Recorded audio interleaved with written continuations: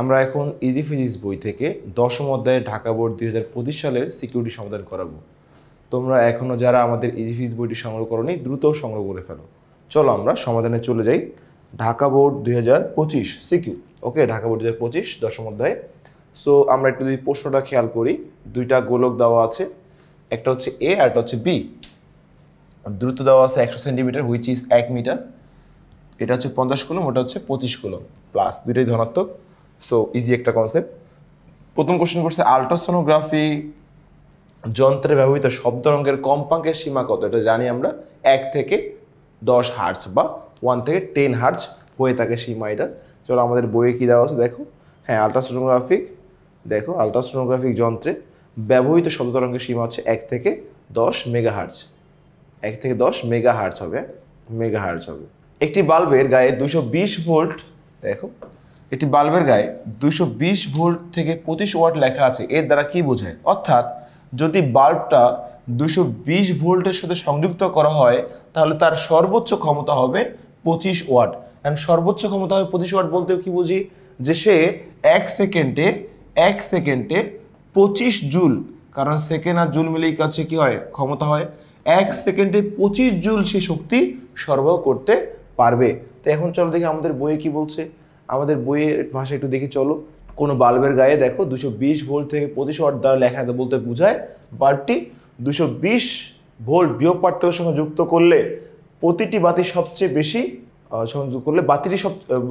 যুক্ত করলে বাতিটি সবচেয়ে বেশি আলো দিবে এবং প্রতি সেকেন্ডে 25 জুল বৈদ্যুতিক শক্তি বৈদ্যুতিক শক্তি আর কি তাপ ও আলো শক্তি রূপান্তর করবে। তো এটা লিখলে হবে, আমরা যে প্রথমে যেভাবে বলছি সেভাবে লিখলে হবে, সমস্যা নাই, এটাতে একই কনসেপ্ট। ওকে, আমরা যদি পরেরটায় যাই, 3 নম্বর কোশ্চেন বলছে উদ্দীপকে চার্জ দ্বয়ের দুটির মধ্যে ক্রিয়াহত বল কত? সো ক্রিয়াহত বল বের করতে বলে সূত্র একটাই আমরা জানি, F = K Q1 Q2 by R square বা D স্কোয়ার। সো কে এর মান কত? কে এর মান বসা 9 × 10⁹। হ্যাঁ, Q1 হচ্ছে কত আছে? 50, Q2 হচ্ছে 25 ডিভাইড বাই কত আছে বলো তো? 100 মানে 1 স্কোয়ার। ঠিক আছে, দেখো যা আসবে তাই আনসার। দেখো আমাদের এখানে নর্মালি ক্রিয়াহত বল, এই দেখো আমার প্রথমে চার্জগুলো লিখে নিয়েছি। এ বি এর মান দেওয়া আছে, মহাকর্ষ ধ্রুবক কে এর মান কনস্ট্যান্ট, দূরত্ব 1। ঠিক আছে, তাহলে বল কত হবে দেখো, K Q1 Q2 by R square. 1 2 না, এ বি দিচ্ছে, তোমার এই 1 2 দিলে সমস্যা নাই। তাহলে দেখো মান চলে আসছে, যেহেতু এটা প্লাস তাহলে কি বিকর্ষণ বল হচ্ছে, এটা হচ্ছে আনসার। ওকে, যদি আমরা পরেরটায় খেয়াল করি, পরেরটায় যাই চলো। ঘন আমার প্রশ্নে কি বলছে, উল্লেখিত চার্জ দ্বয়ের মধ্যবর্তী স্থানে অন্য যে কোনো একটি বিন্দু সিতে 10 কুলম চার্জ স্থাপন করলে, অর্থাৎ যদি আমরা একটু চিন্তা করি, এগুলো একটু মুছে দিই, চিন্তা করি যে যদি মধ্যবর্তী স্থান অন্য কোনো একটি বিন্দু সিতে, এইটা সিতে 10 কুলম চার্জ স্থাপন করা হয়, প্লাস 10 কুলম চার্জ, ধরলাম আমরা কিউ। হ্যাঁ, এটা Q1, এটা Q2, এটা হচ্ছে কিউ। আচ্ছা, তা কোনো বল স্থাপন করলে তা কোনো বল অনুভব করে না। তার অর্থ হচ্ছে এই কোনো বল অনুভব করে না কেন?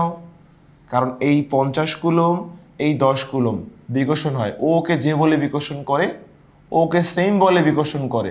কেন?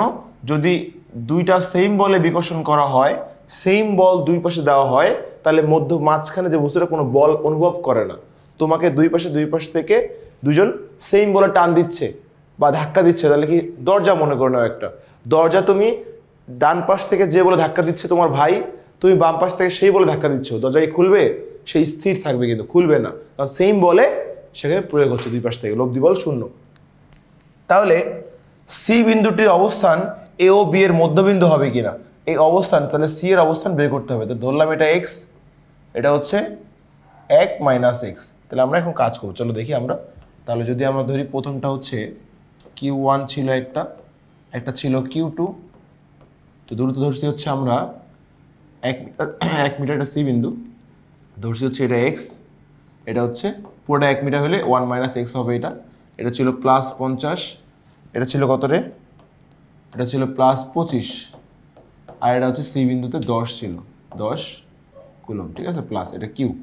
তাহলে আমরা যদি বলি এ ওকে যে বল দিবে, ওকে সেম বল দিতে হবে, তাহলে F1 যা F2 কি বলতো তা, কারণ বল দুইটা সেম দিতে হবে। তাহলে F1 কি বা K Q1 Q by D square, K Q2 Q by D square, এখানে কিন্তু আরও দিতে পারো, ডিও দিতে পারো, তোমাদের ইচ্ছা। এখন কথা হচ্ছে ভাইয়া Q1 Q2 তো হয়, Q1 Q2 হয়, কে Q1 Q2 হয়, Q1 Q লিখলেন কেন? যখন Q1 এর সঙ্গে Q2 সম্পর্ক তখন Q2 হয়, যখন Q1 এর সঙ্গে Q এর সম্পর্ক তখন Q হয়, যার সাথে সম্পর্ক সেটাই আমরা ইউজ করছি। ওকে, তো কে কাটো, Q আর Q কাটো, বা ডিডি কাটলেন না কেন, এ দ্রুত সেম না, এটা এক্স, ওটা 1 মাইনাস এক্স, তাই কাটি নেই। Q1 দেওয়া আছে 50, ডি দেওয়া আছে x square equals to Q2 আছে 25, ডি দেওয়া আছে 1 মাইনাস এক্স হোল স্কোয়ার দেওয়া আছে। সো যদি এখন আমরা একটু ক্যালকুলেশন করি, খেয়াল করো তাহলে কি হবে, একটু চিন্তা করে দেখো কি হতে পারে। বা আমরা এটার দিকে নিয়ে আসি, 1 minus x by x whole square 25 by 50, whole square কেন হলো, এটার উপর স্কোয়ার আছে, এটার উপর স্কোয়ার আছে, হ্যাঁ, বা 1 মাইনাস এক্স ইকুয়ালস টু স্কোয়ারটা অবশ্যই রুট হয়ে যাবে, রুট আবার 25 বাই 50। তাহলে আমরা যদি রুট করে দিই, রুট আবার 25 ভাগ হচ্ছে 50 আসবে হচ্ছে 0.707, বা 1 মাইনাস এক্স, এটা ভাগ আছে গুণ হয়ে যাবে 0.707, এইটা ভাগ আছে গুণ হয়ে গেল এক্স, ঠিক আছে। তাহলে বা এই মাইনাস এক্স প্লাস এক্স হয়ে যাবে, তাহলে 1 ইকুয়ালস টু এই একটা এক্স যখন যোগ হয় তাহলে কী হবে 1.707 এক্স, একটা এক্স যোগ হলো এতটার সাথে। তাহলে হচ্ছে এখন এক্স যদি বের করতে চাও, এক্স ইকুয়ালস টু 1 বাই 1.707, দেখো কত আসে, 1 ভাগ 1.707, তাহলে আসবে হচ্ছে 0.58 তো, তাহলে 59 মিটার। এইটা হচ্ছে আমাদের এক্স এর মান। এক্স ধরছিলাম, এক্স কোথায় বলো দেখি, এক্স ধরছিলাম হচ্ছে আমরা এই পয়েন্টটাকে, এক্স ধরছিলাম আমরা কোন পয়েন্টটাকে বলো দেখি, এই পয়েন্টটাকে এক্স ধরছিলাম, অর্থাৎ 0.59 মিটার হবে হচ্ছে এইটা।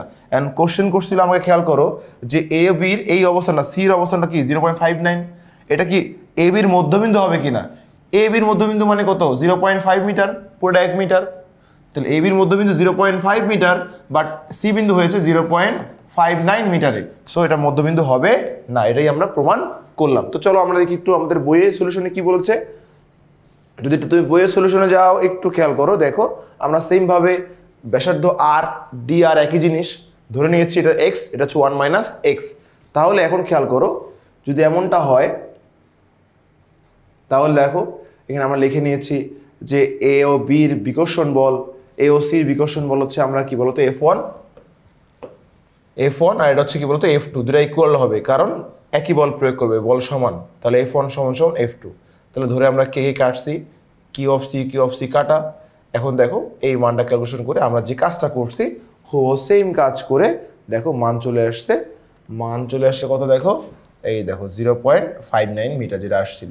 এখন আমাদের বলছে যে এ বির মধ্যবিন্দু হবে কিনা, এ বির মধ্যবিন্দু মানে 0.5 মিটার হতে হবে, বাট এটা 0.5 মিটার না, অর্থাৎ মধ্যবিন্দু হবে না। এই ছিল আমাদের ঢাকা বোর্ড 2025-এর সমাধান। তোমরা এখনও যারা আমাদের ইজি ফিজিক্স বইটি সংগ্রহ করোনি দ্রুত সংগ্রহ করে ফেলো, নেক্সট কোনো পর্বে দেখা হবে। আল্লাহ হাফিজ।